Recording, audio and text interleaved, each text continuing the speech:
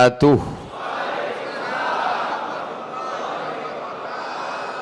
Bersyukur kepada Allah atas nikmat yang besar dengan sama-sama melafazkan Alhamdulillahi Rabbil Alamin. Berselawat kepada Rasulullah dengan ucapan Allahumma salli ala Sayyidina Muhammad wa ala ali Sayyidina Muhammad. Apa kabar bapak-bapak, ibu-ibu semua, sehat?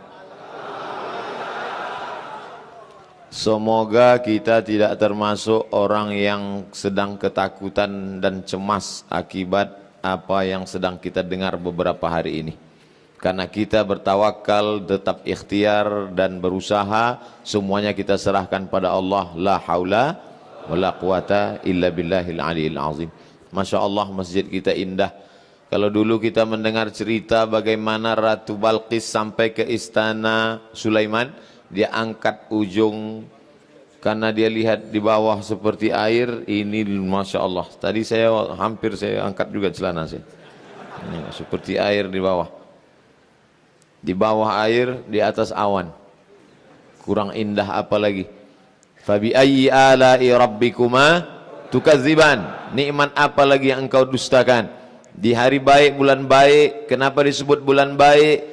Salasun mutawaliyatun, ada 3 bulan berturut-turut. Zulqa'dah, Zulhijjah, Muharram. Kemudian ada 1 bulan yang terpisah, ma baina Jumada wa Sya'ban. Itulah dia bulan Rajab. Rajab diambil dari kata tarjib. Padanan kata tarjib artinya ta'zim. Ta'zim artinya agung dan mulia. Bulan Rajab, bulan tarjib, bulan ta'zim, bulan yang dipilih untuk mengagungkan Allah Subhanahu wa ta'ala. Apa di antara amal yang paling afdal untuk mengagungkan Allah? Nabi pernah bersabda dalam hadis qudsi, Allah berfirman, as-sawmu li wa ana ajzi bihi. Puasa itu untukku dan aku yang membalasnya. Mengapa Allah menisbatkan puasa kepada dirinya, padahal dia maha mulia, dia tidak butuh, dia tidak perlu, dia tidak berhajat kepada sesuatu. Kalau saya berkata air ini untukku karena saya haus.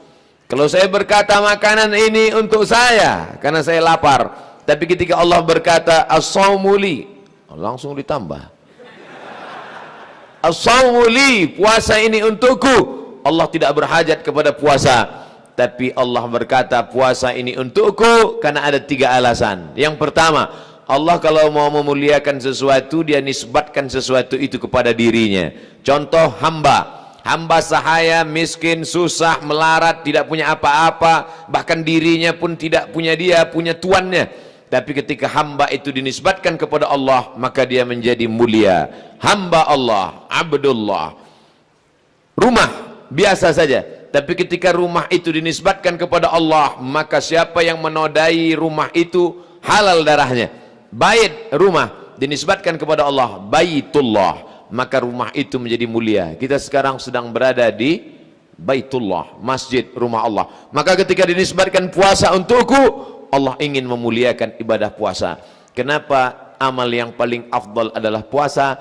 Karena berpuasa tidak bisa riya. Kalau sholat orang bisa ria, mempertunjukkan. Kalau di kamar dia sholat, iftitah, fatihah, ayat, 1 napas tembus. Tapi begitu sholat di depan orang banyak, Allahu Akbar, lama sekali. Ditanya orang, apa ayat yang kau baca? Lama sekali, tegak berdiri. Qul huwallah. Kenapa lama? Kuulang-ulang. Haji bisa ria. Karena ibadah haji orang paling tahu, tiap tahun selamatan. Berangkatnya 2030. Tapi semua orang tahu. Setelah pulang, kalau tidak disebut nama, cemberut. Yang terhormat Bapak Haji. Undangan mesti dibuat pakai spidol, Haji. 3 kali, hahaha. Yang ujung dalam kurung ONA+. Begitulah haji diketahui orang. Tapi puasa yang tahu hanya dia dengan Allah Subhanahu wa ta'ala. Itulah mengapa ibadah yang paling afdal adalah puasa. Yang ketiga, puasa paling minim tingkat kemampuan manusia melakukannya. Kalau sholat banyak orang sanggup. Kalau zakat orang-orang kaya bisa. Tapi puasa yang tulus ikhlas karena Allah, Banyak orang puasa tahan makan, tahan minum, tapi kalau sudah cerita tahan lidah, tahan pikiran, tahan hati. Makanya kata Nabi, rubba shaimin, berapa banyak orang yang mampu menahan makan dan minum, laisa lahu min siyamihi, tak dapat apa-apa illal ju', hanya lapar saja. Kenapa Ustaz tiba-tiba ingat puasa? Karena ini bulan yang disebut Nabi berurutan. Allahumma barik lana fi Rajab wa Sya'ban wa ballighna Ramadan. Berikan kami berkah di bulan Rajab dan di bulan Sya'ban, maka sampaikan kami ke bulan Ramadan. Dan hari ini kita sudah sampai pada tanggal Jumat 11, Kamis 10, Jumat 11, Kamis 10, Rabu 9. Berarti hari ini 9. Kok Ustadz ingatnya 11? 11 Rajab ibu saya meninggal. Enggak, saya tinggal. Saya ingat bulan Rajab, bulan mengagungkan, memuliakan Allah Subhanahu wa taala. Yang sanggup melaksanakan banyak-banyak puasa di bulan Rajab, puasa. Saya enggak bisa puasa Pak Ustadz. Kenapa? Usus saya sudah hilang setengah. Sudah dioperasi, enggak bisa lagi puasa. Sebentar-bentar lapar, sebentar-bentar lapar, sebentar-bentar lapar. Harus makan terus. Enggak bisa kamu puasa, enggak bisa. Banyak-banyak sholat sunat.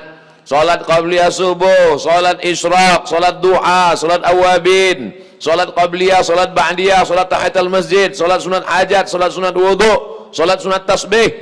Saya enggak bisa sholat sunat Pak Ustadz. Banyak berdiri, lutut sakit. Ini yang sebelah yang asli tulang, yang ini udah besi Pak Ustaz.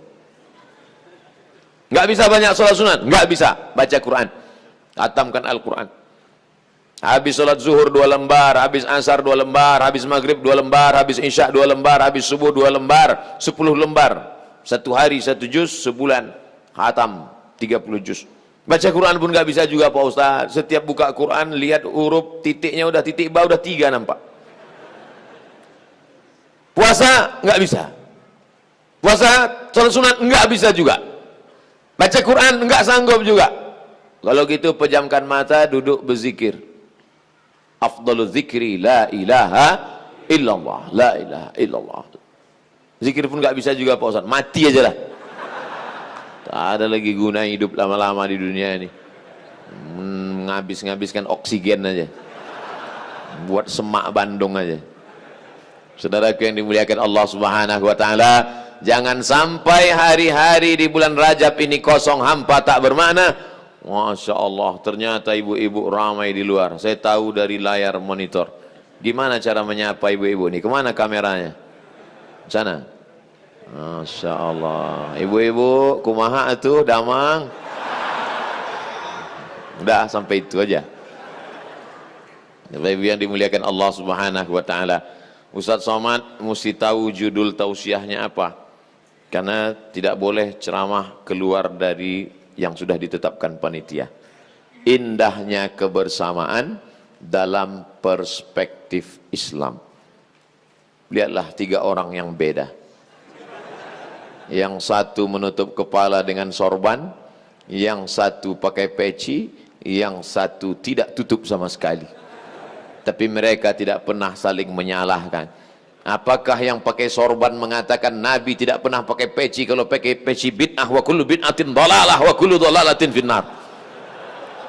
Tidak. Apakah yang pakai peci berkata menutup kepala menjaga marwah? Siapa yang tidak menutup kepala maka tidak boleh diterima riwayat hadisnya. Maka kamu tidak menutup kepala, kenapa kamu berani bicara depan orang banyak? Tidak. Karena masalah menutup kepala adalah sunnat, tidak sampai wajib. Yang satu pakai jas, pakai dasi, yang satu pakai jubah. Apakah yang pakai jubah berkata jubah inilah yang sunnah karena jubah dipakai Nabi SAW? Adapun dasi pakaian orang kafir, maka man tasabbaha biqaumin fahuwa minhum. Siapa yang pakai pakaian orang kafir masuk neraka jahanam? Tidak. Karena yang tidak boleh itu kalau terkait dengan ritual ibadah. Kalau tidak terkait dengan ibadah, wala ana abidum ma'abattum wala antum abiduna ma'abud lakum dinukum waliyadin. Tapi ketika tiba-tiba datang salah satu dari mereka pakai celana pendek, itu maka ditutup di bawah. Ini memang gambarnya begini. Jangan sampai nanti diplesetkan yang tidak kelihatan kakinya itu kan hantu. Ini memang gambarnya begini. Masya Allah, tabarakallah. Bapak Ibu yang dimuliakan Allah SWT, Ustadz Muhammad Elfandi LCMA, Ustadz Bilal At-Taki, adik Ustadz Hanan At-Taki. Masya Allah, tabarakallah. Jauh lebih muda aslinya daripada gambarnya. Kami sudah lama tak jumpa, dulu sama-sama di Pekanbaru, Riau. Hari ini dipertemukan kembali, bertemu di dunia, bersahabat di dunia, bertetangga di surga. Tidak ada hadisnya, saya dapat di grup WhatsApp. Sab'atun yudhilluhumullahu fi dhillihi. Ada 7 golongan yang akan mendapatkan naungan Allah ketika tidak ada tempat berlindung, tidak ada tempat bernaung. Matahari sejengkal dari ubun-ubun. Ada yang panas tenggelam karena peluh keringatnya sampai ke lutut. Ada yang sampai ke pinggang, ada yang sampai ke dada, ada yang sampai ke leher. Tenggelam semuanya. Tapi ada yang adem, ayam, tentram, nyaman, tenang karena dia mendapat naungan singgasana arasy Allah. Siapa dia? Rajulani, 2 orang.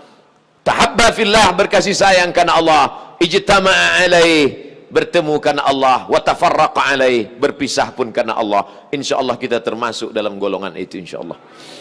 Dicari oleh Allah Subhanahu wa taala, ainal mutahabbuna bi jalali, mana orang yang dulu berkasih sayang karena aku. Selama ini kita mencari orang penting, mencari Pak RT, mencari Pak RW untuk nyurus KTP. Tapi sampai masanya nanti kita dicari Allah Subhanahu wa taala. Ainal mutahabbuna bi jalali? Mana orang yang dulu berkasih sayang karena aku mau beli naungan kepada mereka. Tiba-tiba datang 2 orang. Ya Allah, aku dulu berkasih sayang karena engkau. Kata Allah, bohong. Kau berkasih sayang karena proyek. Aku berkasih sayang karena engkau. Bohong. Kau berkasih sayang karena ada kepentingan materi. Tapi siang ini kita tidak ada kepentingan. Kita datang kemari semua berkata, Bismillahi tawakkaltu ala Allah, la haula wa la quwata illa billah.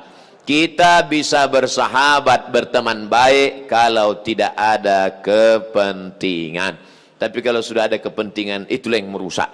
Kenapa masjid ini bisa tegak berdiri? Karena semuanya membangun masjid. Innama ya'muru masajidallah. Yang mampu memakmurkan membangun masjid, pertama, man amana billah, beriman kepada Allah. Tidak ada dia tulis ini lantainya punya saya, ini dindingnya punya saya, ini atapnya wakaf saya, ini Pak Ustadz 100 semen untuk saya, tolong ditulis nama saya besar-besar di situ. Tak ada. Semuanya berbuat lillah. Ustadz Somad ngomong lillah, tapi nama Ustadz yang ditulis paling besar, paling tinggi. Bukan salah saya, salah yang buat baleho. Acara ini bisa terselenggara karena ada orang yang menjalin ukhuwah persaudaraan. 3-Day Production, Yayasan Hamijaya Khidmatu Ummah, Latansa bahasa kampungnya don't forget, Touring Sebar Quran, Bihob, Sedekah Rombongan, Alif Movement. Kenapa dia pilih alif? Banyaklah pokoknya, tak bisa disebutkan satu persatu. Maka ini pesan Allah Ta'ala dalam Quran, wa ta'awanu 'alal birri wat taqwa wa la ta'awanu 'alal ismi wal udwan. Tolong menolong dalam kebaikan dan ketakwaan, jangan tolong menolong dalam perbuatan dosa dan permusuhan. Ada 5 hal yang ingin saya sampaikan. Yang pertama, kalau kita mau bisa bekerja sama, pertama, jangan ada sifat angkuh dan sombong. Manusia dengan jin tidak bisa bekerja sama ya gara-gara itu. Apa kata iblis? Khalaqtani min nar, aku dari api, wa khalaqtahu min tin, dia dari tanah. Ana khairum minhu, aku lebih baik daripada dia. Makanya kalau ada orang berkata aku lebih baik daripada kamu, nah, itu dari geng sana berarti. Kita semuanya sama. Ustaz Abdul Somad itu ngomong aja jangan aku, jangan sombong. Dia sendiri sombong. Tempat duduknya paling tinggi. Saya disediakan panitia. Anda disuruh duduk di bawah, saya mau. Abdul Somad itu kalau ceramah duduk di atas. sekali-sekali turunlah ke bawah. Karena kalau terlalu lama duduk di atas ini, lama-lama bisa jadi Fir'aun. Tangan dicium orang bolak-balik, dimuliakan, diagungkan orang. Oleh sebab itu turunlah ke bawah, pergilah ke hutan. Saya kalau ceramah di Bandung, tadi pagi siang, ini siang menjelang petang, jamaah menyerbu. Ustaz, Ustaz. Dibuka pintu, rupanya salah mereka. Maka pergilah ke hutan Abdul Somad. Maka dalam 6 bulan sekali saya masuk ke hutan. Di hutan itu nggak ada yang kenal. Saya jalan, mereka cuek aja. Saya ngangkat tangan, dia gini. Nggak ada orang kenal. Biar tahu kita siapa diri kita. Halaka mur'un lam ya'rif qadrahu. Orang celaka adalah orang yang tidak tahu siapa dirinya. Kenali dirimu dari mana kau datang, kau sedang di mana, dan kau akan kembali. Apa yang akan kau bawa menghadap Allah Subhanahu wa taala? Apa kata Sayyidina Ali? Manusia itu awaluhu nutfah, akhiruhu jifah. Manusia itu apa yang disombongkan? Awaluhu nutfah, akhiruhu jifah. Maaf, beribu maaf. Awaluhu nutfah, awalnya sperma, akhiruhu jifah, akhirnya bangkai. Dari sperma menjadi bangkai. Yang terbuat dari besi, angkat tangan. Berarti Robocop sama Transformer. Kita ini awaluhu jifah, dan berakhir menjadi bangkai, santapan cacing tanah, akan dimakan tanah. Yang disombongkan itu apa? Oleh sebab itu maka sadar diri, tahu diuntung apa yang akan kita bawa menghadap Allah Subhanahu wa taala. Kalau masing-masing mengagungkan, membanggakan dirinya, kita tidak akan bisa bekerja sama. Alhamdulillah, pengurus masjid kita terdiri dari berbagai macam suku dan bangsa. Begitu saya masuk tadi ke dalam, Ustaz Somad, saya orang Padang, Minangkabau. Oh, saya tahunya ini Jawa Barat. Ternyata ada orang Sumatera Barat. Kita kenal, kita tahu, maka kita bisa saling hormat menghormati. Ustadz Bilal At-Taki dari Sumatera, paling atas Aceh, di bawah Aceh Medan, di bawah Medan Riau, berurutan. Jadi kalau urutan lebih tinggi Ustadz Bilal At-Taki, Ustadz Somad level 3. Yang kedua, setelah kita sadar kita dari mana, kita mesti kenal adat istiadat orang. Maka muncullah tata krama sopan santun. Jangan kita ejek sepelekan orang. Saya tidak mau menikahkan anak saya dengan orang Sumatera, jatuh derajat saya. Kenapa gitu Pak? Masa dari emas langsung jadi tulang? Begitu. Kalau kita tidak kenali suku, bangsa dan bahasa, la yudraku kulluh, la yudraku kulluh. Tidak bisa kau ketahui semuanya, paling tidak sebagiannya. Kenal baik-baik. Ini datang orang Sumatera menikah dengan orang Jawa Barat. Begitu sampai kemari, dia bertamu ke rumah menantunya. Punten. Kata menantunya di dalam, mangga. Salah kau, aku bawa salak, kau bilang mangga gitu. Kita kenali bagaimana adat istiadat orang. Kami di sana kalau menunjuk tempat, mana masjidnya Pak? Sana. Di mana pasar Pak? Sana. Tapi orang di sini lain. Di mana Pak? Sana. Itu mesti kita pelajari dengan baik. Kalau tidak, kita akan dikatakan orang tidak beradab, tak tahu sopan santun, tata krama, budi bahasa. Ini pun sebenarnya ceramah saya di Jawa Barat, di masyarakat Sunda dengan suara menggelegar ini termasuk tidak hormat. Karena ustadz-ustadz yang dari bumi Pasundan itu lembut-lembut suara. Lihat, gini. Jamaah, apa kabar? Ini tidak. Kenapa saya buat suara kuat ini? Karena memang ini jam-jam genting. Habis makan siang, anginnya spoi-spoi. Kalau sampai saya cerita, mari kita jaga persaudaraan. Tapi saya yakin jamaah tidak tersinggung mendengar saya bicara kuat, karena memang sudah kenal. Mereka sudah, Ustadz Somad, udah kenal. Itu kan Ustadz radikal. Banyak orang salah sangka, yang nggak kenal dia sangka suara menggelegar. Itu suaranya aja kuat, hatinya lembut. Saudara yang dimuliakan Allah Subhanahu wa taala, ja'alnakum syu'uban wa qabaila. Kami jadikan kamu bersuku-suku, berbangsa-bangsa. Untuk apa? Lita'arafu, saling kenal saling kenal mengenal. Saya ceramah dari mulai Aceh, ketemu dengan orang Batak, orang Mandailing, orang Karo, masuk ke orang Melayu, pergi ke Minangkabau, ke Melayu Palembang, Jambi, Kepulauan Riau, pergi ke Malaysia, lalu kemudian sampai ke Banjarmasin, jumpa orang Banjar, ketemu sahabat-sahabat orang Bugis Makassar, sampai ke Sorong di Papua. Saya cuma mau cerita, saya udah keliling. Untuk apa? Kenalan. Ternyata kita terdiri dari berbagai macam suku dan bangsa, bahasanya macam-macam. Afrika itu tanahnya satu, tapi negaranya atas bagian Afrika, sebelah kanan Mesir, Libya, Tunisia, Aljazair, Maroko, Mauritania. Di atas itu putih semua, di bawah itu agak coklat, makin ke bawah makin hitam. Afrika buminya satu, negaranya 50. Sedangkan kita 17.000 pulau, dari yang besar sampai yang kecil, ada yang berpenghuni, ada yang tidak. Ada pulau itu musim surut dia naik, musim tenggelam dia hilang. Tapi justru bisa negaranya satu, negara kesatuan Republik Indonesia Bhinneka Tunggal Ika. Oleh sebab itu, kalau ada orang mau mengajarkan kita tentang persatuan dan kesatuan, kalian yang perlu belajar kepada kami tentang menjaga persatuan dan kesatuan. Makanya virus corona nggak berani masuk kemari. Ngeri deh. Di tempat lain sudah banyak. Insya Allah dengan doa-doa mustajab, dengan istighfar berjamaah, dengan kunut nazilah, negeri ini tetap dijaga menjadi baldatun thayyibatun warabbun.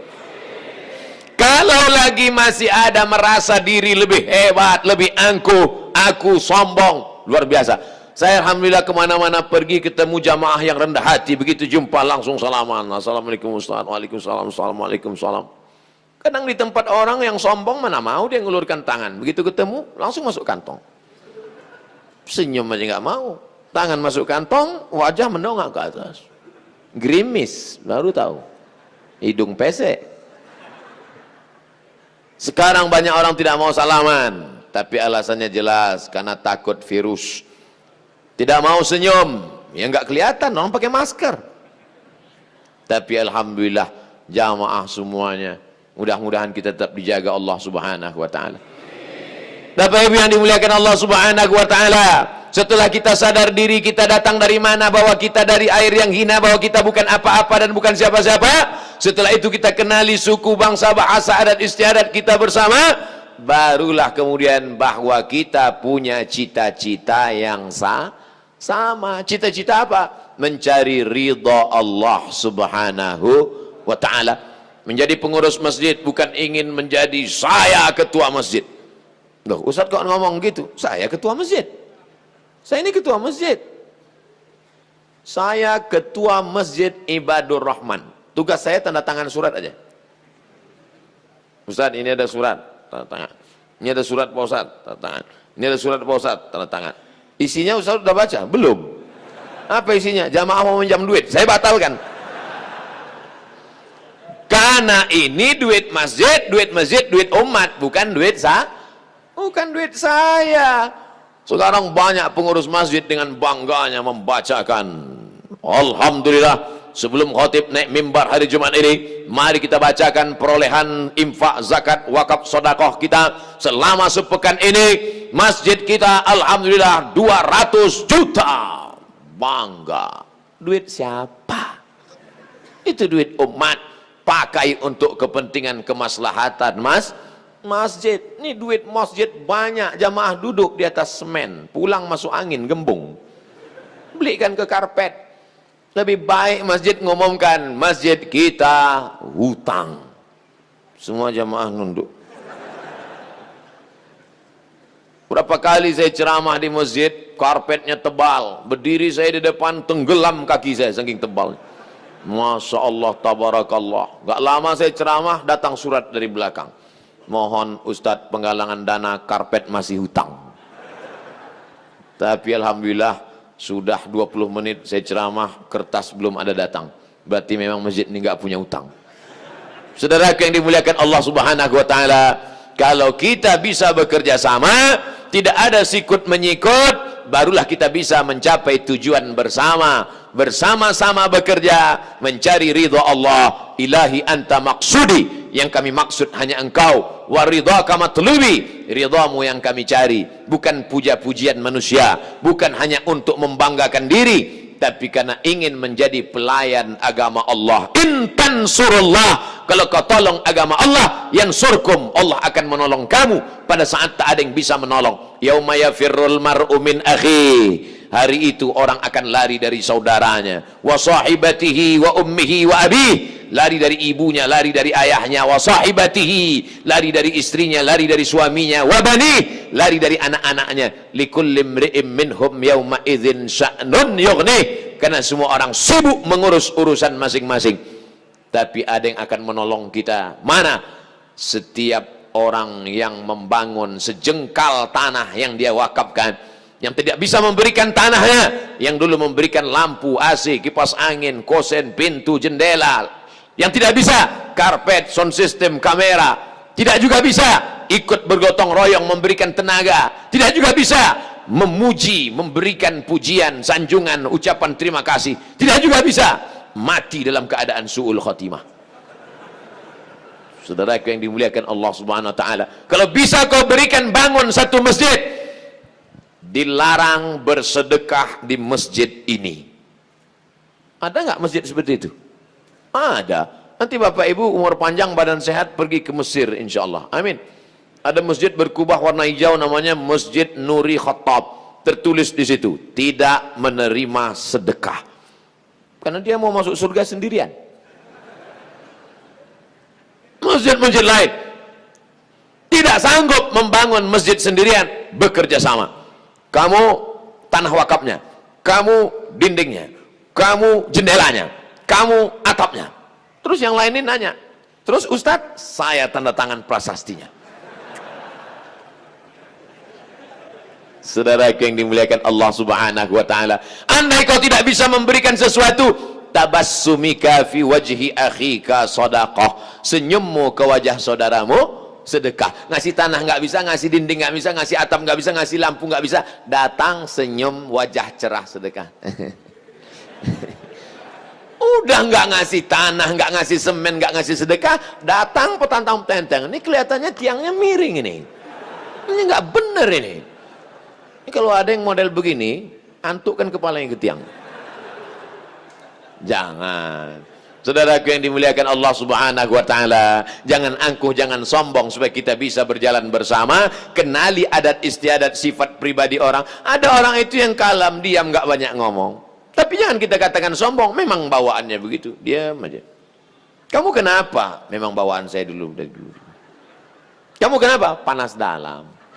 Kamu biasa lancar ngomong, hari ini kok diam? Saya sakit. Badanmu sehat, sakit apa? Saya malu ngatakannya. Sakit apa? Nanti kamu ketawa. Enggak, janji. Oke, sakit apa? Udah sebulan nggak bisa kentut. Kan janji nggak ketawa, kan ketawa juga. Saudara yang dimuliakan Allah Subhanahu wa taala, jangan ada suudzon.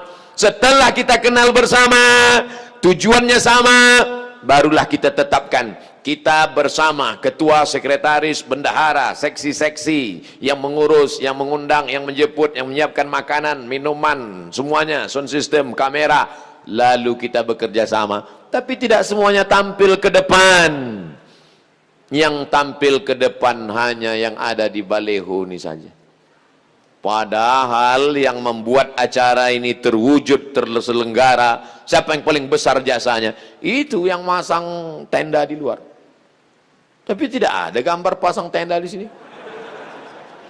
Berapa kali saya ceramah di masjid, gambar semua, ketua, sekretaris, bendahara. Ya nggak apa-apa, orang yang nyetak baleho duit dia.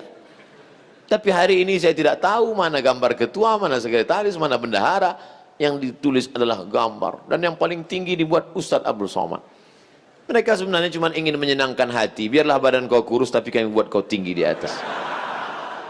Idkhalus surur fi qulubil mu'minin, menyenangkan hati orang beriman. Senangkan saja hatinya, insya Allah Allah akan senangkan hatimu. Lapangkan hati orang lain, insya Allah Allah akan lapangkan pula hatimu. Apalah sulitnya itu? Bapak Ibu yang dimuliakan Allah Subhanahu wa taala, tujuan hidup kita tidak lain semuanya adalah mencari ridha Allah. Yang kaya, cari ridha Allah dengan hartamu. Yang punya kekuasaan, cari ridha Allah dengan jabatan kekuasaanmu. Dengan ini DPRD, bupati, wakil bupati, wali kota, gubernur mengeluarkan peraturan daerah, pergub, peraturan gubernur, peraturan bupati, anak-anak sekolah pendidikan agama dibebaskan biaya pendidikan. Setuju? Yang bilang setuju itu yang punya jabatan aja. Setujunya itu adalah motivasi. Karena pejabat-pejabat itu dalam dunia demokrasi dipilih oleh rakyat. Kalau rakyatnya peduli agama, mencari ridha Allah, dia pilih anggota dewan, dia pilih DPD, dia pilih DPR RI, DPRD kabupaten kota provinsi, maka insya Allah dengan ini, dengan jabatannya, anggota dewan mengeluarkan peraturan daerah, semua penggali kubur diberangkatkan umroh. Banyak yang mau jadi penggali kubur. Banyak orang nggak peduli Pak, tapi mereka ikhlas karena Allah. Dia gali 2 meter kali 1 meter, masuk ke dalam 170, dimasukkan ke dalam. Dia cuma dikasih nasi bungkus. Pernah kita peduli pada mereka? Sampai sekarang mereka belum ada komunitasnya. Belum ada Persatuan Penggali Kubur Indonesia. Ketua, sekretaris, bendahara, seksi-seksi. Nggak ada. Kalau ada tolong lapor. Biar kita adakan audisi. Tapi mereka beramal karena Allah. Apa pernah ada masyarakat minta bantu? Ustadz Somad, tolong Ustadz ceramah di kampung kami. Apa masalahnya? Penggali kubur mogok. Enggak ada. Mereka beramal karena Allah. Tapi sampai masanya kau akan diminta tanggung jawab, tuntutan di akhirat. Kenapa kau tidak pernah memperhatikan mereka? Ibu-ibu yang memandikan jenazah, mereka tetap ikhlas karena Allah. Kadang hanya dikasih kain, dikasih makanan, dikasih baju. Mereka pulang, mereka senang, mereka happy. Tak pernah mereka unjuk rasa lalu mogok sehingga semua jenazah dimandikan di dorsmir. Nggak ada. Maka kalau kau punya jabatan kekuasaan, pakai tanda tanganmu untuk menolong mereka. Kalau kau punya harta benda, kumpulkan mereka. Itu yang akan menolong. Ini semua harta kau tumpuk, kau bangun rumah megah, kau belikan mobil mewah. Begitu kau mati meninggal dunia, tinggal semuanya. Ada orang mati bawa rumah? Mana ada. Berapa rumah kamu? 4 Pak Ustadz. Isinya 1. Mana rumahnya semua? Yang 1 saya kontrakkan, yang 1 kau buatkan rumah wakaf tahfiz Quran. Itulah rumah yang akan kau bawa mati menghadap Allah Subhanahu wa taala. Berapa kamarnya? Ada 4 Pak Ustadz. 1 kamar bisa diisi berapa orang? Bisa diisi 3 orang Pak Ustadz. Kalau kasurnya lantai dibuat 2, maka bisa diisi 4. Maka 4 kamar, 4 kamar, 4 kamar, 4 kamar, 4 kamar kali 4 orang. Berapa itu? Memang kalau belum makan siang payah mikir ya. 16 orang anak tahfiz Quran sudah selamat. 3 tahun mereka belajar di sana, hafal Al-Quran. Mati engkau, terang kuburmu, lapang barzahmu. Karena anak itu pasti mengulangi hafalan Qurannya 1 hari 2 juz. Mereka yang hafal Quran itu mengulangi hafalannya 1 hari 2 juz. 1 bulan 2 kali khatam. 1 tahun 48, 24 kali khatam. Belum lagi khatam bulan Ramadan, mengalir pahalanya. Ini rumah kontrakan sana, sewakan ini, kontrakan ini, habis dipegang istrinya semua duitnya, mati. Diambil brownies. Hari ini Bapak boleh tersenyum, tapi dalam perjalanan pulang Bapak mulai mikir, betul juga kata Ustaz. Tapi ibu-ibu jangan takut, saya bukan provokator. Jangan gara-gara ini Bapak lalu nggak mesra lagi. Mama, pantasan kamu selama ini ya udah disiapkan brownies ya. Bukan itu maksudnya. Bapak Ibu yang dimuliakan Allah, siapa itu orang yang cerdas? Orang cerdas bukan yang IP-nya 4. Orang yang cerdas bukan orang yang hebat otaknya. Kata Nabi, orang yang cerdas al-kayyis, orang yang cerdas mandana nafsahu, yang mampu menekan hawa nafsunya, wa amila lima ba'dal maut. Dia berpikir apa investasi yang dia siapkan setelah mati. Itu tujuan hidup kita Bapak Ibu. Menjadi pengurus masjid, tujuannya apa amal kita setelah mati.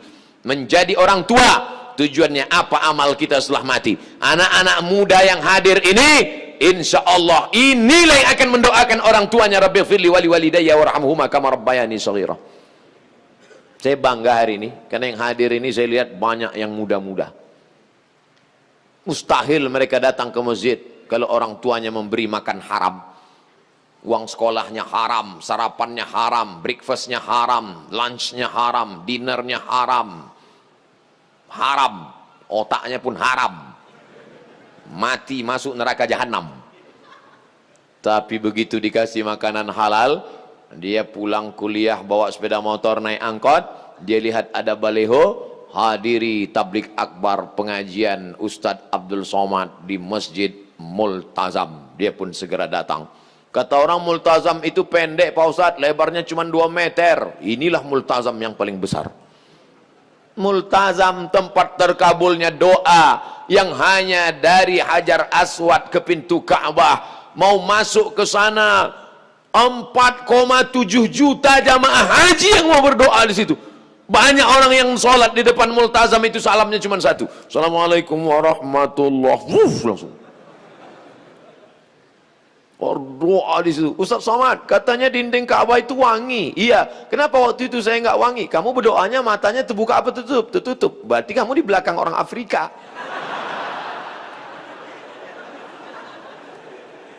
Saudara yang dimuliakan Allah Subhanahu wa taala, multazam artinya mesti. Kenapa disebut multazam itu mesti? Karena siapa yang berdoa di situ mesti doanya dikabulkan Allah Subhanahu wa taala. Mudah-mudahan kita sampai berdoa di multazam insyaallah.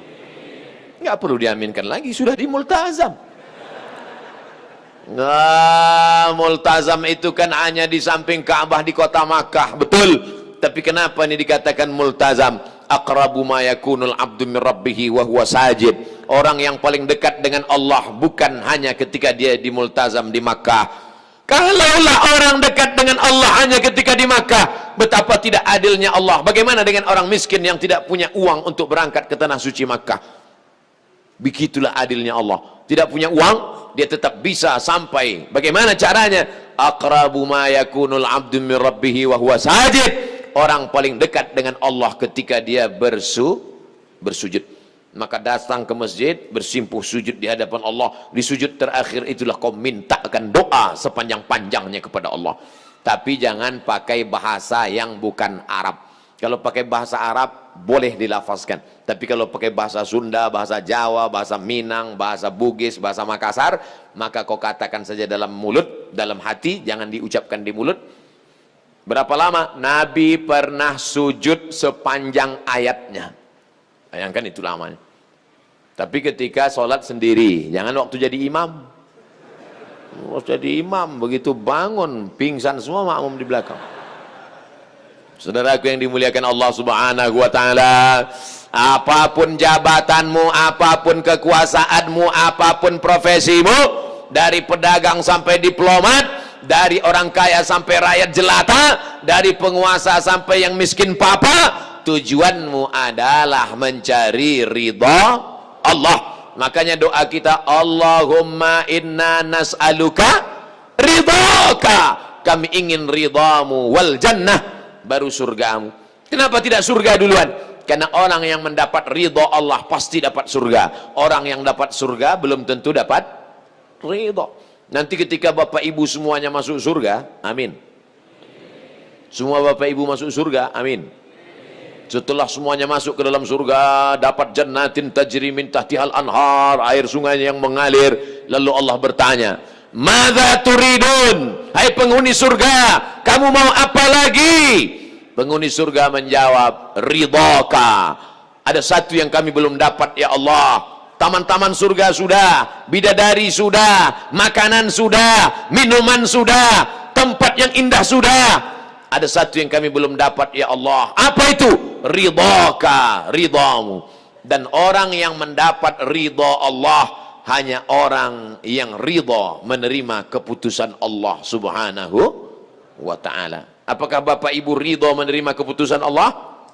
Insya Allah. Wala taqulanna li syai'in inni fa'ilun dzalika qada. Jangan katakan aku akan melakukan ini besok illa ayyasha Allah, kecuali atas kehendak Allah Subhanahu wa taala.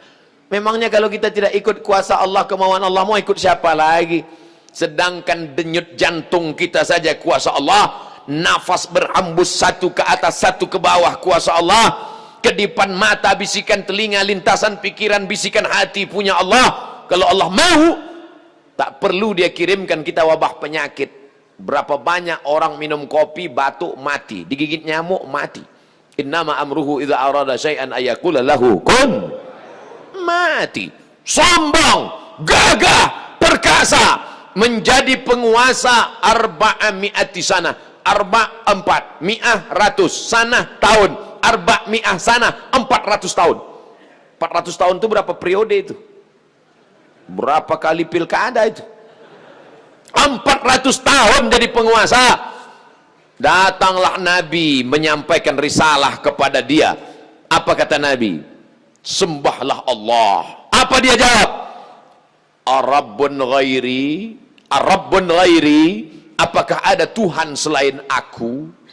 Ternyata orang kalau terlalu lama berkuasa, dia merasa dirinya Tuhan, padahal dia Tuhan. Ar-Rabbun ghairi, apakah ada Tuhan selain aku? Sombong, angkuh, merasa diri lebih hebat, lebih tinggi, lebih kaya, lebih gagah, lebih perkasa. Apakah ada Tuhan selain aku? Tapi Allah menghukumnya dengan cara yang simple dan sederhana. Allah tidak kirimkan kepada dia malaikat Jibril, Allah tidak datangkan malaikat Israfil, dikirim Allah hanya seekor makhluk yang kecil. Innallaha la yastahi an yatriba mathalan ma ba'udatan fama fawqaha. Allah tidak malu membuat perumpamaan makhluk yang kecil, ba'udatan, nyamuk. Makanya kalau mau ngasih nama anak lahir, cari di Quran, tapi jangan asal buka aja. Ini banyak orang nggak ngerti bahasa Arab, lahir anak, buka Quran. Nanti mana lafaz yang kulihat, itu jadi nama anakku. Buka, tuh, Ba'udoh. Siapa nama anaknya? Siti Ba'udoh. Nyamuk. Innallaha la yastahi an yatriba mathalan ma ba'udatan fama fawqaha. Allah tidak malu menciptakan seekor makhluk yang kecil hina, nyamuk. Banyak orang berkata, untuk apa Allah ciptakan nyamuk? Dia lupa berapa banyak konglomerat di negeri ini hidup gara-garanya nyamuk, obat nyamuk. Dan berapa banyak pula orang yang mati gara-gara nyamuk, demam berdarah, disebarkan oleh Dracula. Bukan, tapi disebarkan olehnya nyamuk. Langkah preventif, bersihkan pot-pot bunga Anda karena ada jentik-jentik di dalamnya. Saya isi iklan juga, ingat iklan-iklan lama. Saudara yang dimuliakan Allah Subhanahu wa taala, tiba-tiba Allah kirimkan seekor nyamuk, masuk nyamuk itu ke dalam hidungnya, lalu masuk ke dalam saluran pangkal hidungnya, menggigit otaknya di dalam. Ketika nyamuk itu menggigit otaknya, dia mulai memukul-mukul kepalanya. Makanya nanti kalau ada kelihatan jamaah yang mulai mukul-mukul kepala, itu mulai masuk nyamuk ke dalam. Lalu tetap juga masih menyerang, menggigit otaknya, diantukkan ke dinding, sampai akhirnya diambil palu besar, dia pukulkan kepalanya, mati. Ternyata penguasa yang berkuasa 400 tahun itu matinya hanya digigitnya nyamuk. Coba kalau beritanya mati disambar geledek, keren kan? Keren. Janu mati kenapa? Sambar petir, guys. Keren. Ini si Anu mati namanya Namruz. Yang berkuasa 400 tahun, yang mengaku diri Tuhan, yang mati digigit nyamuk, itu namanya Namruz. Ada orang Jawa Barat namanya Namruz? Enggak ada. Belum pernah saya ketemu sepanjang-panjang dalam perjalanan ceramah, belum pernah ketemu. Assalamualaikum Pak Ustadz, kenalkan nama saya Namruz.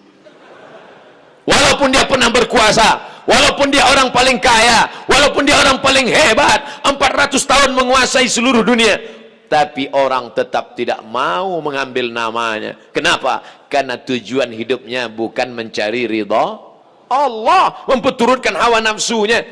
Oleh sebab itu anak-anak muda sekalian, sesuai dengan kuliah kalian masing-masing, Gantungkan cita-citamu setinggi langit.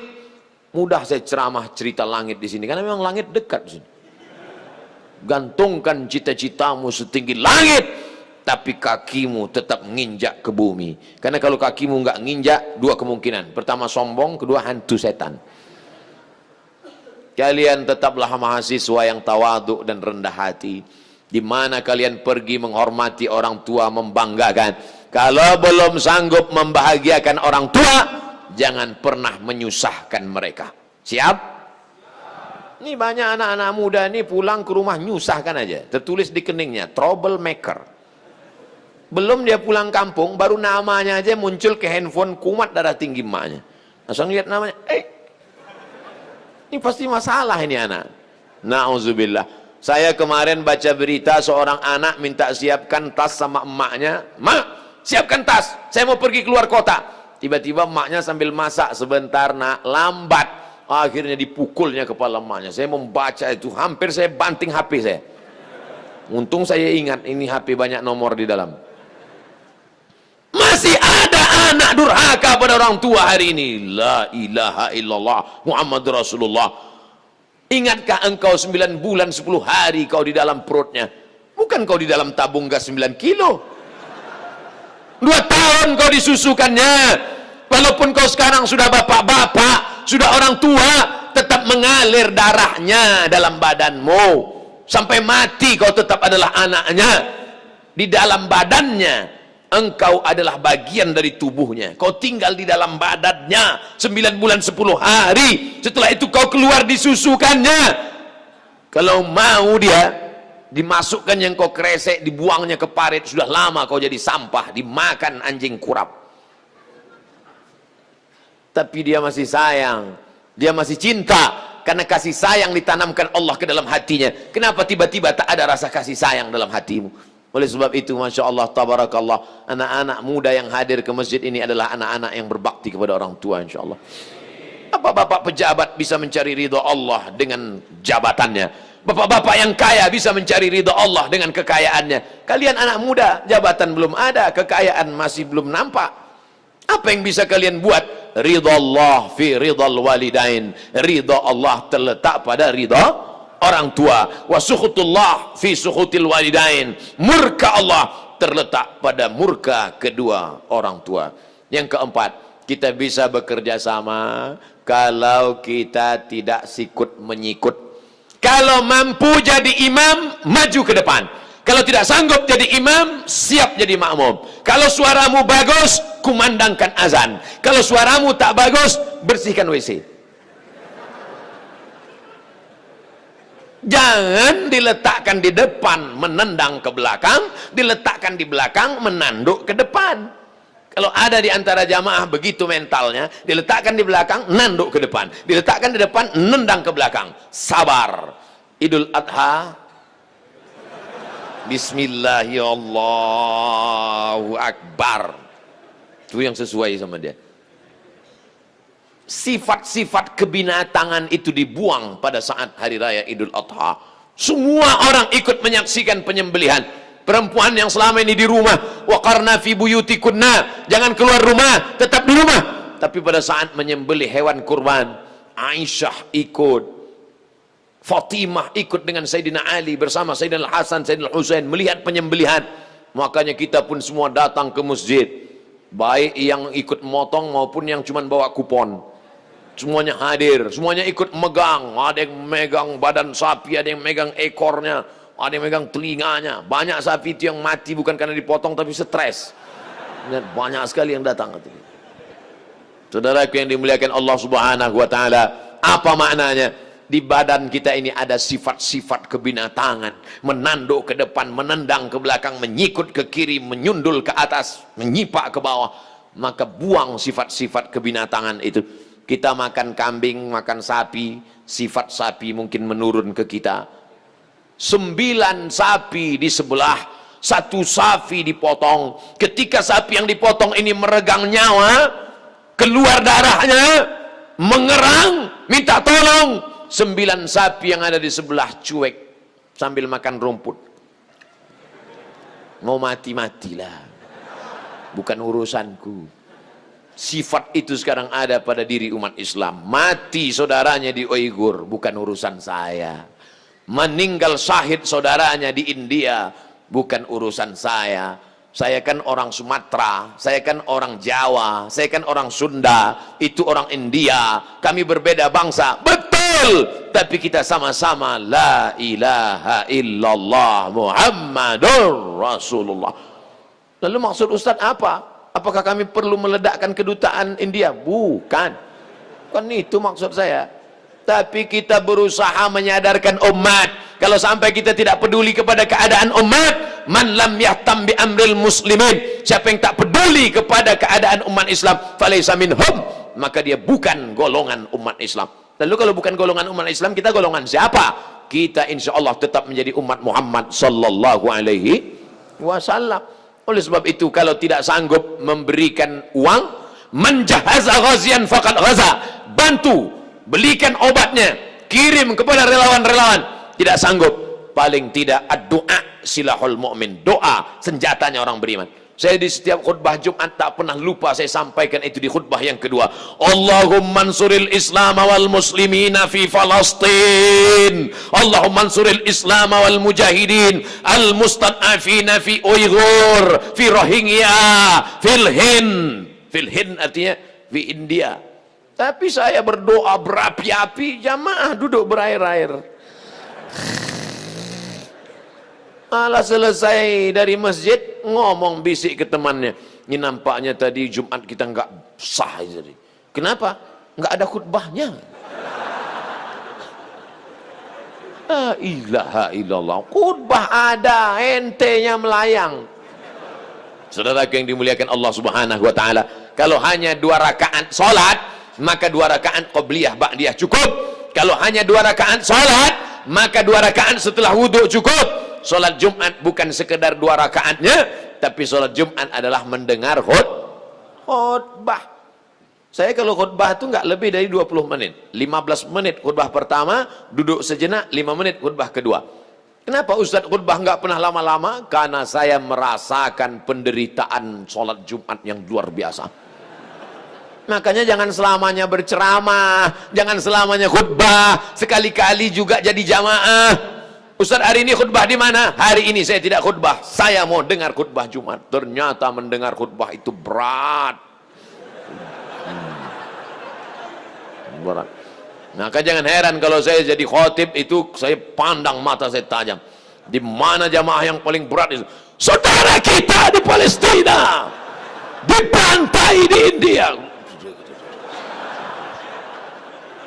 Saudara yang dimuliakan Allah Subhanahu wa taala. Ada orang ketika diajak ke masjid, siap kakinya melangkah. Diajak mendengarkan ceramah, siap telinganya mendengar. Diajak iktikaf malam, siap matanya tidak tidur. Diajak membaca Quran, siap lidahnya baca Quran. Tapi ketika diuji dompetnya, disitulah kumat penyakit aslinya. Pelit, bakhil, medit, kedekut. Wow. Ustaz kok tiba-tiba cerita itu? Tuh, kantong sudah mulai berjalan. Ada yang pura-pura nggak ngelihat, pura-pura fokus sama. Saudara yang dimuliakan Allah Subhanahu wa taala, kalau di kantongmu ada 1 juta, kau masukkan ke dalam kantong itu 100.000. Di dompetmu ada 1 juta, kau masukkan dalam kantong itu 100.000. Kau pulang ke rumah, lalu kemudian malaikat maut datang dan kau mati malam ini. Kira-kira yang kau bawa mati yang 100.000 atau yang 900? Saya ulang sekali lagi. Kalau di kantongmu ada dompet isinya 1 juta, yang 100.000 kau masukkan ke kantong berwarna hijau daun itu, lalu kemudian kau pulang membawa 900.000 di dompetmu, takdir berkata kau mesti mati malam ini selesai maghrib. Apakah yang kau bawa menghadap Allah yang 100.000 apa yang 900? Maka masukkanlah bersama dompet-dompetnya ke dalam. Sudah aku sampaikan ya Allah, bahwa mereka tidak percaya, tengoklah malam nanti. Bapak Ibu yang dimuliakan Allah Subhanahu wa taala, apakah Allah itu tidak mampu? Wa huwal ghaniyul hamid. Allah Maha Kaya lagi Maha terpuji. Apakah Allah itu tidak kuasa? wa huwal azizul hakim. Dia maha kuasa lagi maha bijaksana. Kalau dia maha kaya, mengapa kita mesti minta sedekah? Intan surullah, kau tolong agama Allah. Oh, kalau begitu Allah perlu ditolong. Allah tidak perlu kau tolong.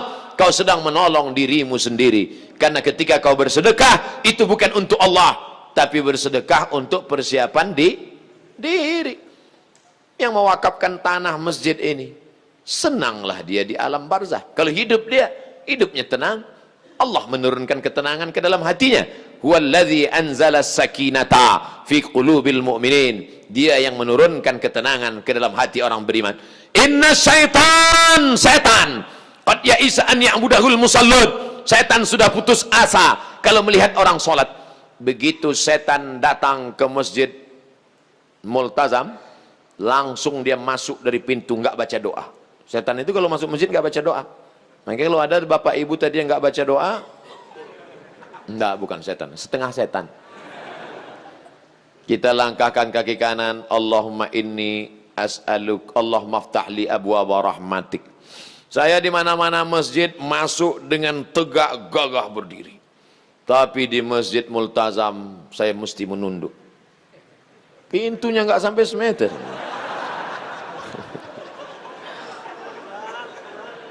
Itu pelajaran Bapak Ibu, kalau mau dihormati orang, buatlah pintu pendek di rumah. Siapapun yang datang bertamu ke rumah Bapak Ibu, pasti dia akan menunduk. Saudaraku yang dimuliakan Allah Subhanahu wa taala, apa maknanya? Setan kalau sudah melihat orang sholat, setan putus asa. Aku tidak bisa menggoda mereka lagi untuk menyembah Lata, Uzza, Manat, Hubal, Jibti, Taghut, Naham. Walakin fit tahrish. Tapi setan menggoda dari pintu yang lain. Dia goda lewat pintu permusuhan. Sesama orang yang sholat, imamnya sama, kiblatnya sama, bacaannya sama, fatihahnya sama, tapi dalam hatinya bercokol, sikut menyikut. Masuk masjid yang dilihat bukan shop, tapi yang dilihat lawan saya di mana. Oh, dia di sana, saya di sini. Dia di sini, saya di sana. Tom and Jerry. Sampai akhirnya suatu hari lupa ngelihat karena masbuk, langsung sholat. Allahu Akbar. Baru sadar rupanya dia di sebelah. La tanaza'u, jangan berikhtilaf. Fatabshalu, kamu akan gagal. Wa tadhhaba rihukum, dan kamu kehilangan semangat. Kamu kelahi sama dia gara-gara apa? Sepele, hanya gara-gara bismillah. Yang satu bismillahnya jahar, bismillahirrahmanirrahim. Yang satu alhamdulillahirrabbilalamin. Pas rapat nyindir. Ustaz Somad boleh nanya? Boleh. Apa hukumnya kalau imam kita nggak pandai baca basmalah? La ilaha illallah Muhammadur Rasulullah.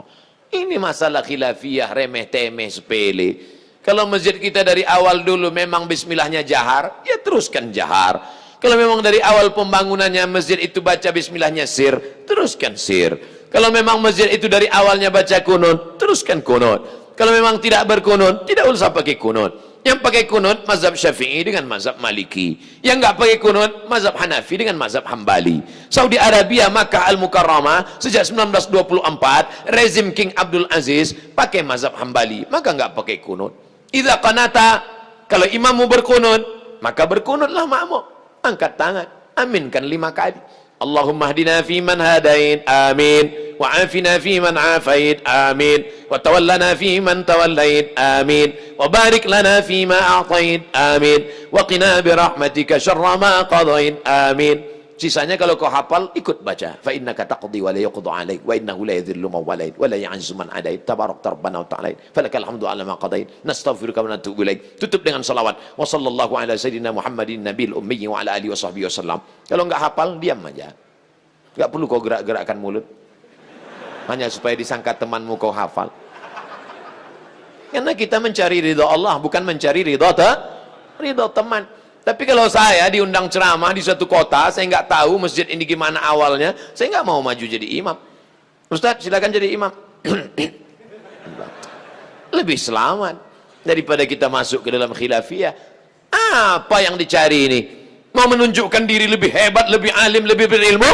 atau mencari ridha Allah Subhanahu wa taala. La yudkhilal jannata ahadukum amaluhu. Kamu tidak masuk surga karena amalmu. Banyak pun amal kita enggak masuk surga. Engkau masuk surga bukan karena amalmu. Wala ana, aku pun masuk surga bukan karena amalku tuh Rasulullah. Lalu masuk surga karena apa? Illa ayyataghammadani Allahu birahmatih. Masuk surga karena ridha dan rahmat Allah.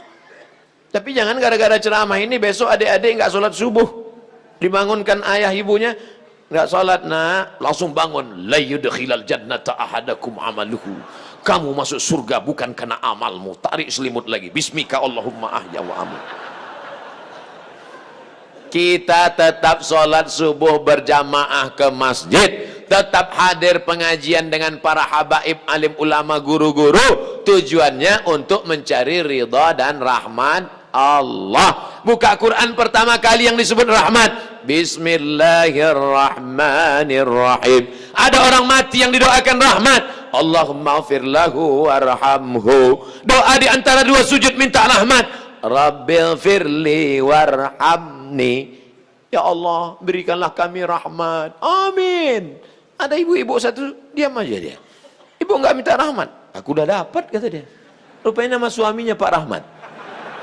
Bapak Ibu yang dimuliakan Allah Subhanahu wa taala. Tadi saya mulai tausiah pukul 1 tepat, sekarang sudah sampai jam 2 sesuai yang tertulis di botol 600 ml. Tapi Ustadz baru sampaikan 4. Yang kelima apa? Kita akan bisa bekerja sama kalau saling mendoakan. Selesai tausiah tanya jawab, habis itu Ustadz Somad pulang.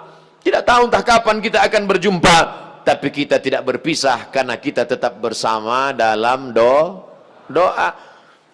Jadi kami doakan Ustaz Somad, doanya pakai ring 1 ayah ibu, Rabbighfirli wali walidayya warhamhuma kama rabbayani shaghira. Ring 2 anak dan istri, Rabbana hab lana min azwajina wa dzurriyyatina qurrata a'yun waj'alna lil muttaqina imama. Ring 3 teman sahabat dan tetangga, Rabbana ighfir lana dzunubana wa li ikhwanina alladziina sabaquna bil iman wa la taj'al fi qulubina ghillan lil ladzina amanu rabbana innaka raufur rahim. Ring 1 udah, ring 2 udah, ring 3 udah. Ustaz Somad ring 4. Matikan Ustaz Somad dalam husnul khatimah. Tak lebih tak kurang daripada itu. Apa ibu yang dimuliakan Allah Subhanahu wa taala. Ustaz enak aja tadi pakai bahasa Arab. Kami enggak hafal bahasa Arab. Doa enggak usah pakai bahasa Arab, pakai bahasa Indonesia. Ya Allah ampunkan ring 1, ring 2 dan ring 3.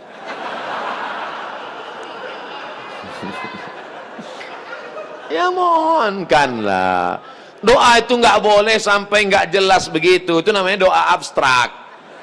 Tapi doa juga nggak terlalu detail. Ya Allah, selamatkan blok C nomor 3, nomor 4, nomor 5 saja, nomor 6 jangan. Pak RT, Pak RW yang kemarin RW sana jangan. Boleh doa nggak boleh dikapling-kapling. Ini banyak anak-anak muda sekarang doa singkat. Doa saya Ustaz singkat padat. Ya Allah, rasanya tak perlu kusebutkan satu persatu. Karena ku yakin kau tahu yang ku mau. Apa ini doa?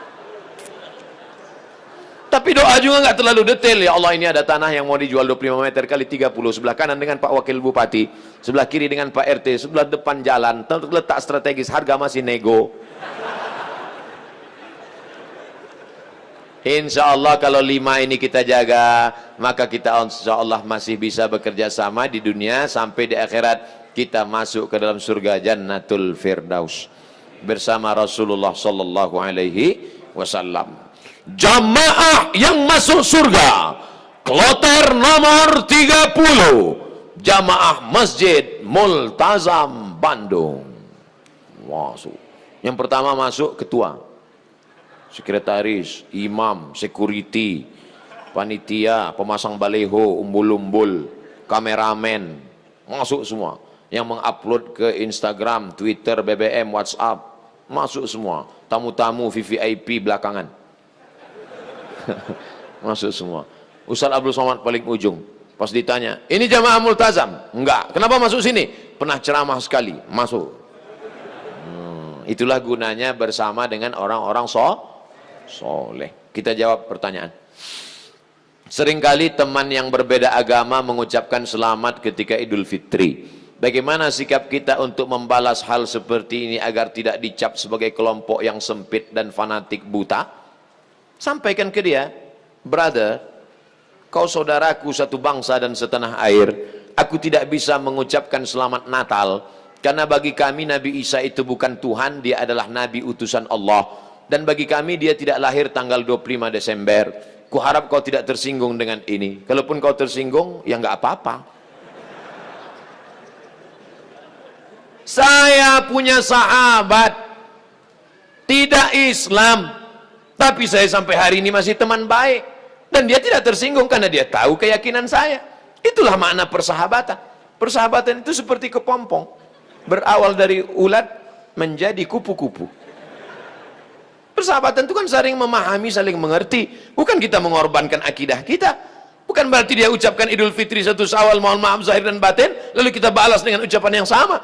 Tapi di hari baik, di hari yang lain, saya tetap datang bersilaturahim, saya tetap datang berkunjung ke rumahnya. Dia beri saya minuman kaleng. Dia tahu dalam akidah saya makan bekas makanan yang tidak halal tidak boleh. Dia kasih saya kue kotak, dia kasih saya minuman kaleng. Kami saling menjaga sampai hari ini. Bukan berarti saya tidak punya kawan beda agama. Semoga Ustadz selalu sehat, amin. Diberkahi, amin. Dirahmati, amin. Mohon motivasi, insya Allah. Pemuda yang berhijrah terkadang merasa putus asa karena selalu teringat dosa di masa lalu. Kalau kau masih ingat dosa, alhamdulillah.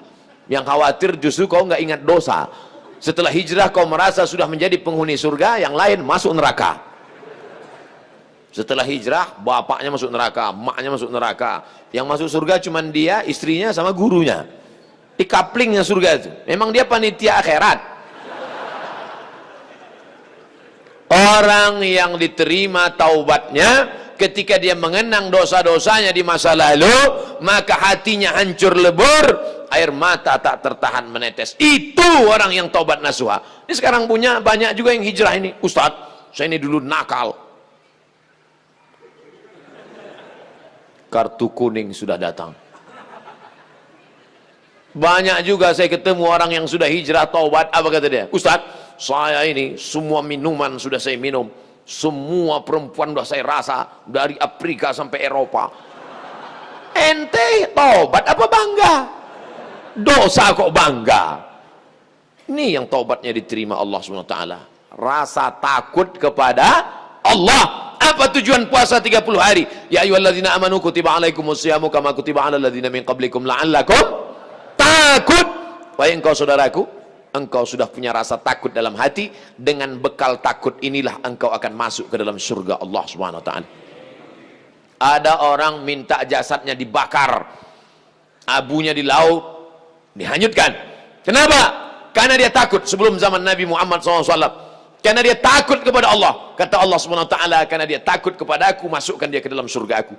Makanya di antara doa, Allahumma qasim lana min khasyatika ma tahulu bainana wa baina ma'asik. Tanamkan rasa takut ke dalam hati kami, sehingga dengan rasa takut itu kami tidak jadi melakukan perbuatan dosa. Pak Ustadz, tadi saya ke mall, terus tiba-tiba datang cewek ngasih nomor, dia ngajak saya jalan, terus tiba-tiba datang rasa takut saya, Pak Ustadz. Akhirnya saya nggak jadi jalan. Takut sama siapa? Sama suaminya.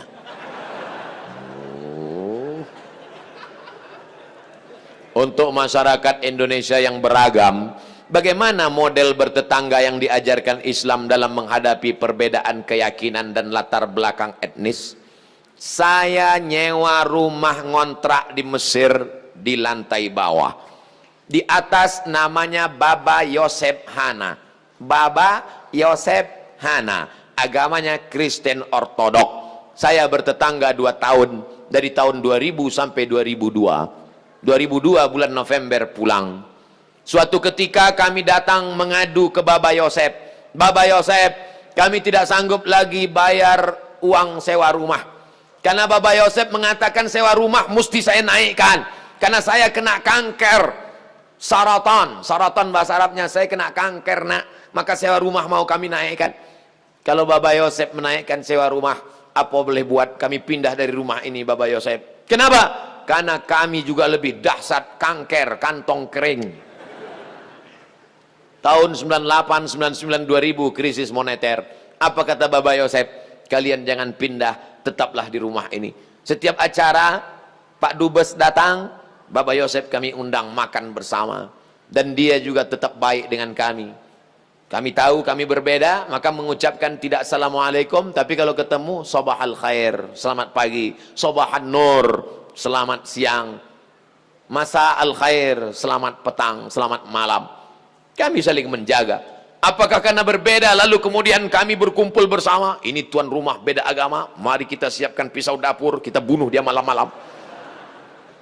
Wala ana abidum ma'abattum wala antum abiduna ma'abud lakum dinukum waliyadin. Kami tetap bisa bekerja sama. Di Indonesia, tetangga dekat rumah saya non muslim, kami bertetangga, tidak pernah konflik sampai hari ini. Mereka saya khawatir yang ribut-ribut di internet ini yang nggak bertetangga malah ribut. Manusia gagal paham. Kalau ada orang gagal paham, kita kasih paham, insya Allah dia paham. Yang jadi masalah ini, ada orang-orang yang cari makannya dari gagal paham. Kalau nggak gagal paham, nggak makan. Bahaya ini manusia. Mesti dibina. Kalau tidak bisa dibina, dibinasakan. Ustadz, ibu saya meninggal seminggu yang lalu. Ibu saya meninggal hari Jumat ini 11 Rajab setahun yang lalu. Sampai hari ini belum hilang sakitnya. Apalagi kalau seminggu yang lalu. Saya mohon doanya agar ibu saya ditempatkan di tempat terbaik di sisi Allah. Nanti di akhir majelis, bukan hanya ibu engkau saudaraku, ibu kita semua. Dulu, makin berjalan hari itu makin lama dia makin berkurang. Di antara yang menenangkan hati ini adalah banyak-banyak berkirim doa. Habis setiap solat, Allahumma firlaha warhamha wa'afiha wa'afu anha. Kalau kau sanggup baca sekhatam Quran, bacakan sekhatam. Tak sanggup sekhatam, baca Yasin. Tak sanggup Yasin, baca Fatihah.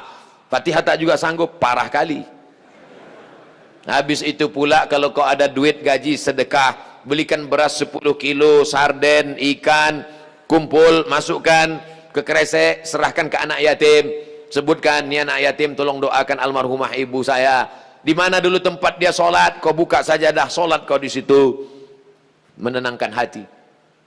Wasta'inu bis sabri wassalah. Mintalah tolong kepada Allah dengan sabar dan solat. Saya tahu, man lam yadhuq lam ya'rif man lam yadhuq. Orang yang tak meninggal ibunya tak dapat dia merasakan bagaimana sakitnya kehilangan. Oleh sebab itu maka yang masih ada ibunya, pulang dari sini, kau belikan makanan kesukaannya, datang ke rumahnya, cium tangannya, suapkan makanan, peluk dia, cium keningnya, senangkan hatinya. Hanya itu yang dapat membuat kau bahagia. Kalau kau ingin rezekimu seperti rezeki raja-raja, perlakukan ayah ibumu seperti raja. Insya Allah semua kesulitan hidupmu akan diberikan Allah kelapangan, insya Allah. Amin ya rabbal alamin. Sebelumnya mohon maaf Ustaz, pertanyaan ini keluar dari materi hari ini. Belakangan ini saya lihat banyak perkumpulan orang-orang atau komunitas mengaku Islam modern atau Islam yang bersatu dengan budaya. Bagaimana cara kita memandangnya agar kita tidak disebut musyrik dan diterima di kalangan masyarakat sebagai pecinta budaya daerah? Ini pertanyaannya umum. Kalau mau nanya ke saya masalah hukum fikih, sebutkan secara spesifik satu contoh kasus. Karena kalau cerita masalah budaya, maka saya pecinta budaya. Peci ini agama atau budaya? Budaya. Mana ada hadis Nabi, sahabat, tabi'in, Imam Syafi'i pakai peci? Ini budaya. Saya pakai budaya ini sekarang. Maka kemana-mana saya mau menunjukkan budaya. Ketika di Maroko pun waktu sidang S3 saya pakai. Saya mau menunjukkan saya orang Indonesia. Saya pakai batik. Batik itu budaya? Budaya. Apakah salah saya pakai peci dan batik? Tidak. Ada juga orang mengatakan, jangan pakai batik gambar burung, nggak boleh dibawa sholat. Kenapa? Karena dalam burung itu ada tai. Gimana ceritanya? Saya yang bodoh apa dia yang pintar? Selama budaya itu tidak mengandung unsur kemusyrikan, merusak akidah, maka ada syarat dan ketentuan berlaku. Wala ana abidum ma'abattum wala antum abiduna ma'abud lakum dinukum waliyadin. Karpet ini agama atau budaya? Budaya. Karpet ini budaya. Masjid Nabawi yang asli nggak ada karpetnya. Ini berapa kali budaya. Ini lagi membuat bunga-bunganya. Ini budaya semua nih. Bunganya mati lagi. Oleh sebab itu maka bahkan masjid kita pun banyak budaya. Ini bangunan melengkung di tengah. Tiang melengkung di tengah disebut dengan kubah. Kubah itu budaya dari Bizantium, Romawi. Makanya bangunan-bangunan Romawi, coba tengok gereja-gereja ortodok di Moskow pakai kubah. Orang yang tidak ngerti dia tengok, loh kok ada masjid di Moskow? Padahal itu katedral. Bangunan itu adalah budaya Eropa, budaya Bizantium, budaya Romawi kuno, diambil. Maka tidak jadi masalah karena tidak terkait dengan akidah.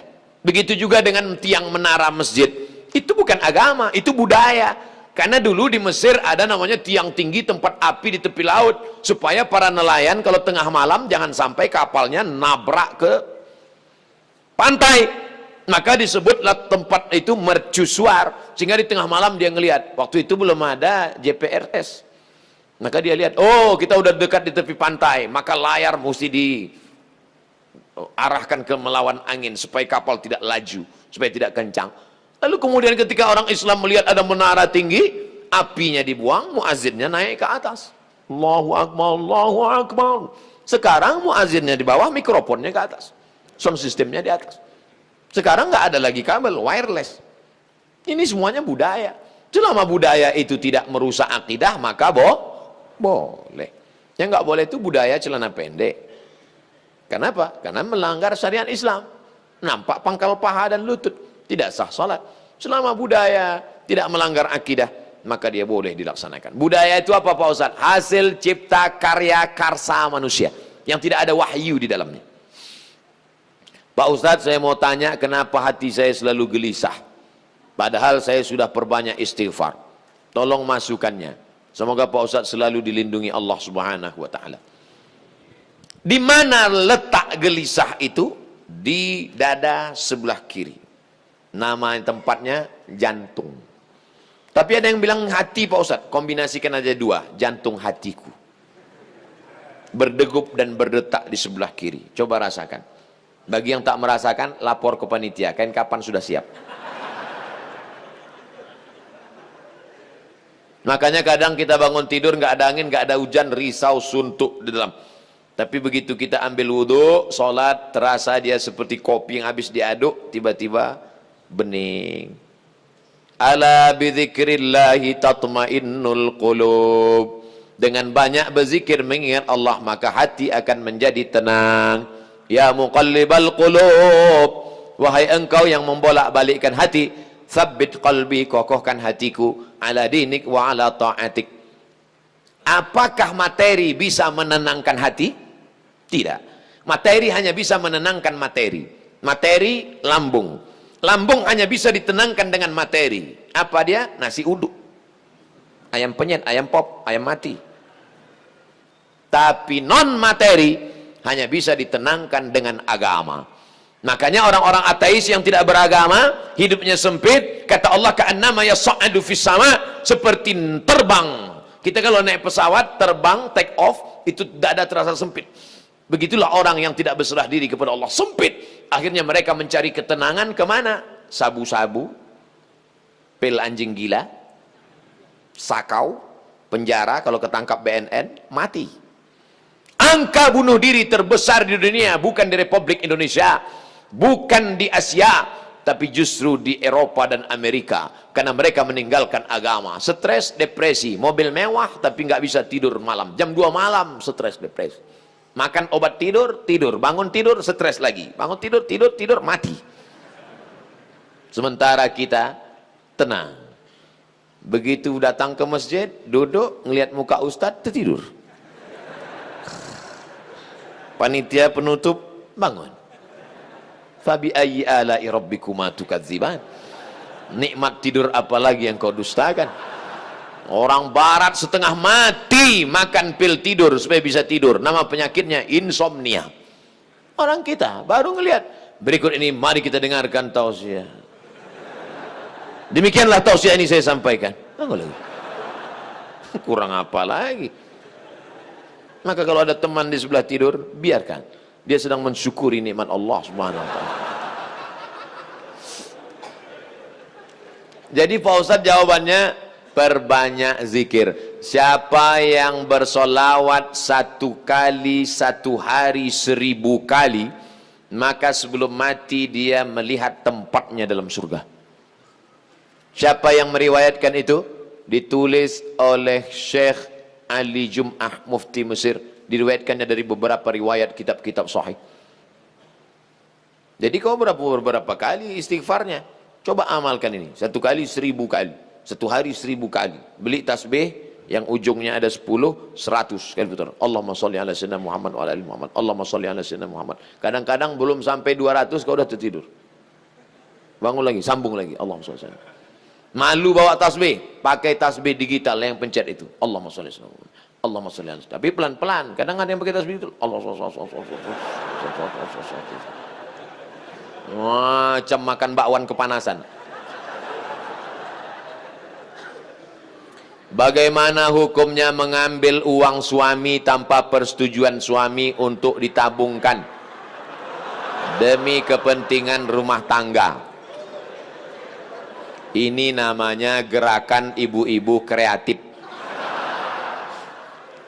Ketika Nabi Muhammad SAW sedang duduk di atas bukit Sofa pada tahun 8 Hijrah, rekonsiliasi kota Makkah, Nabi pulang ke kota Makkah. Maka ketika Nabi sedang duduk, datang seorang perempuan. Nama perempuan itu Hindun. Dia tutup wajahnya karena dia malu kepada Nabi. Hindunlah dulu yang mengunyah jantung Hamzah karena dendam kesuma. Lalu Hindun berkata, suamiku inna Aba Sufyan rajulun syahih.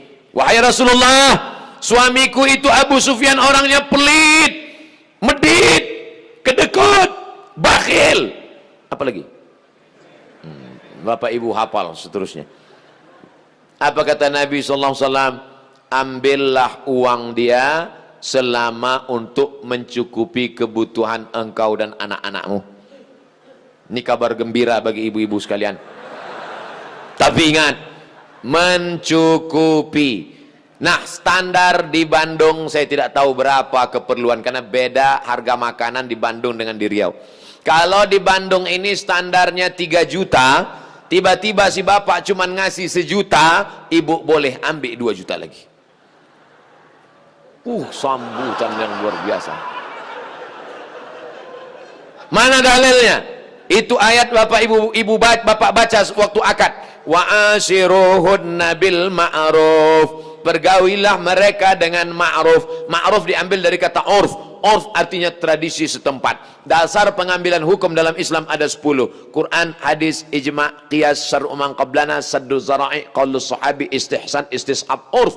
Urf artinya standar umum di kota Bandung berapa. Kalau umumnya di Bandung ini 5 juta, ternyata selama ini dia kasih 2, berarti ibu bisa ambil 3 menurut standar dan ketentuan berlaku.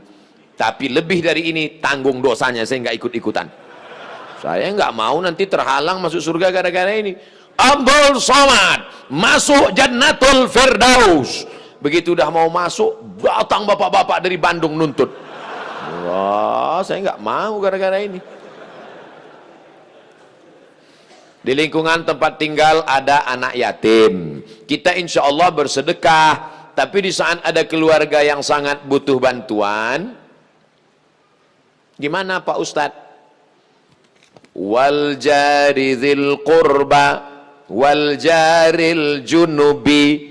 Ada tetangga tapi enggak kerabat, tapi ada tetangga dan ada hubungan kerabat keluarga, maka yang didahulukan adalah yang ada hubungan kerabat. Itu kaedahnya. Baik dalam hal membantu maupun dalam hal pergi kondangan. Undangan hari Ahad ada 5. Bagaimana kita menyusun skala prioritasnya? Yang pertama tetangga kerabat, habis itu tetangga tidak kerabat, habis itu teman sekantor, ring 1, ring 2 gitu. Dalam hal ini boleh nepotisme. Sekarang orang enggak, kalau ada undangan 5, yang pertama pejabat, orang kaya, tetangga yang miskin enggak punya apa-apa, yang kira-kira cuma makan sayur sama telur ayam. Ini enggak benar. Oleh sebab itu dalam hal membantu dulu keluarga. Tapi sekarang orang lebih mau bantu orang lain daripada bantu keluarga. Kenapa kamu lebih mau bantu orang lain daripada keluarga? Kalau bantu orang lain pujiannya melambung. Kalau bantu keluarga, masa cuma ngasih segini?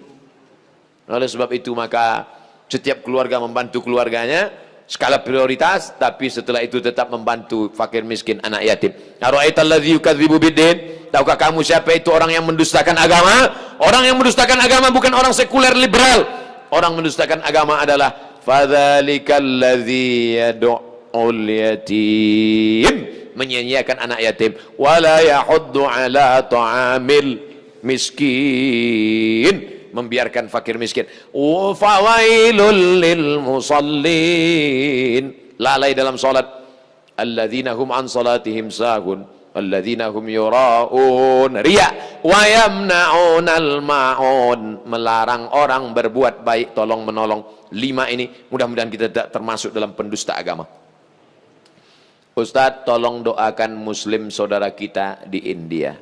Itulah senjata kita terakhir. Kalau ada lembaga-lembaga yang terpercaya memberikan dana, maka kirimkan dana untuk membantu rumah mereka yang yang terbakar, saudara mereka yang terkapar, rumah mereka yang hancur, sumur bor, sekolah anak-anak pengungsi. Dulu Suriah, Palestina, Bosnia Herzegovina, Uighur, Rohingya.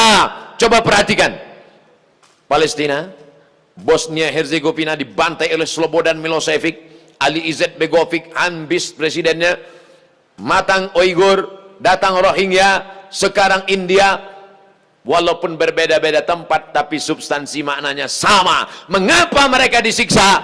Pertama, karena mereka lahir dalam keadaan la ilaha illallah Muhammadur Rasulullah. Yang kedua, karena mereka minoritas. Di mana-mana kalau kita minoritas, habis kita dibantai. Tapi kalau kita mayoritas, maka kita selalu menjaga kedamaian, keselamatan. Karena kita adalah agama Islam. Islam berasal dari kata salam. Salam artinya damai. Maka insya Allah, kalau kita menjadi mayoritas, maka saudara-saudara kita yang minoritas akan terjaga dalam kedamaian insya Allah. Amin ya rabbal alamin. Ala hazihi niyah, untuk niat yang baik. Al-Fatihah. A'udzubillahi minasyaitonir rajim. Bismillahirrahmanirrahim. Alhamdulillahi rabbil alamin. Ar-Rahmanir Rahim, Maliki yaumiddin. Iyyaka na'budu wa iyyaka nasta'in. Ihdinas siratal mustaqim. Siratal ladzina an'amta 'alaihim ghairil maghdubi 'alaihim waladdallin. Amin. Allahumma ansur ikhwanana al-mustad'afina fi Palestin. Tolong saudara kami sedang teraniaya di Palestina, di Rohingya, di Uighur, yang terakhir di India. Ya Allah, qawi imanahum, kuatkan iman mereka. Sahih ajsadahum, sehatkan badan mereka. Waj'alhum minal mujahidina fi sabilik, jadikan mereka orang-orang mujahid di jalanmu ya Allah. Waj'alhum minas syuhada al-maqbulin, jadikan mereka orang-orang yang mati syahid, diterima amalnya ya Allah. Allahumma dafa'an al-ghala wal waba wal fahsya wal riba wal zina wal munkar. Selamatkan negeri kami dari segala malapetaka, bencana, riba, zina, narkoba, perbuatan keji dan munkar.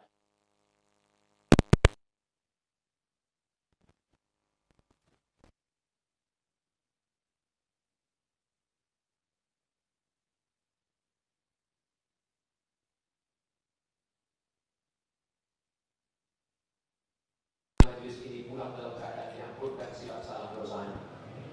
Allahumma ja'alna banana wa banatina min hafazil Qur'an wal hafizat. Jadikan anak-anak kami menjadi para penghafal Al-Quran.